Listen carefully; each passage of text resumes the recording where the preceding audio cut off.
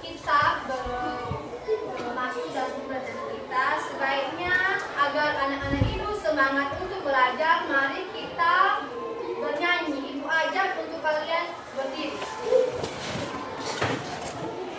Mari kita bernyanyi. Titik, tahu kan itu titik? Tahu. Oke, 1, 2, 3.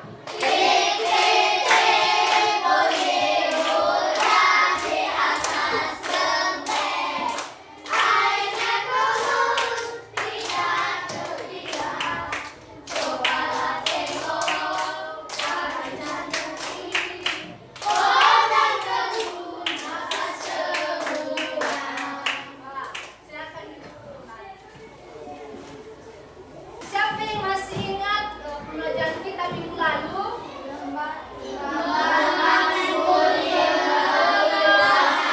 Betul sekali. Nah, hari ini kita akan melanjutkan materi kita, bagaimana bunyi bisa merambat melalui benda cair seperti air. Nah, bunyi bisa terdengar berbeda dalam air. Apakah kalian siap untuk mencobanya? Sangat siap. Oke, bagus. Sebelumnya kita akan bermain. Kalau ibu bertepuk tangan sekali, kalian bilang bunyi. Kalau 2 kali, kalian bilang cair. Oke, ibu ulang ya. Bunyi. Apakah kalian siap untuk belajar? Oke.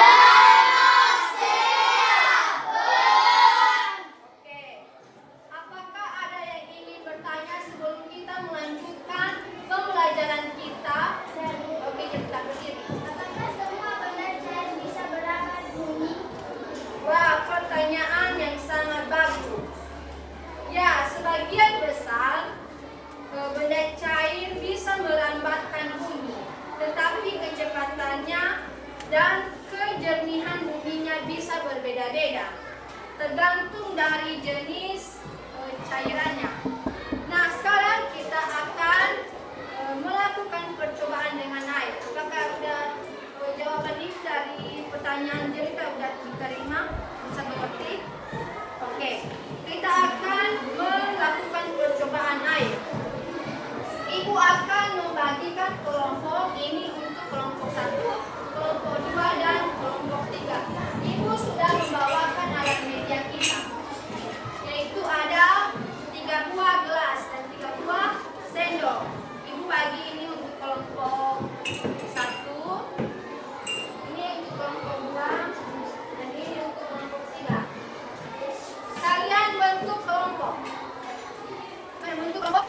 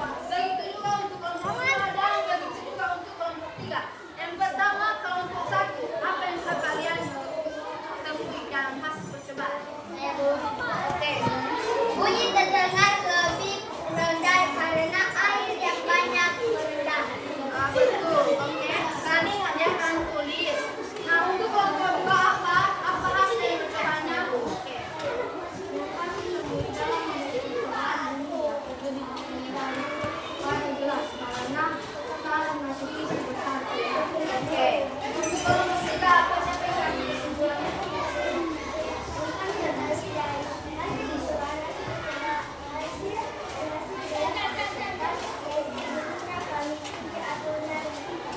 Oke, terima kasih. Jadi, jika air lebih banyak, maka bunyinya hanya sedikit keluar. Begitu juga. Kalau hanya setengah, bunyinya lebih tinggi daripada gelas yang penuh dengan air.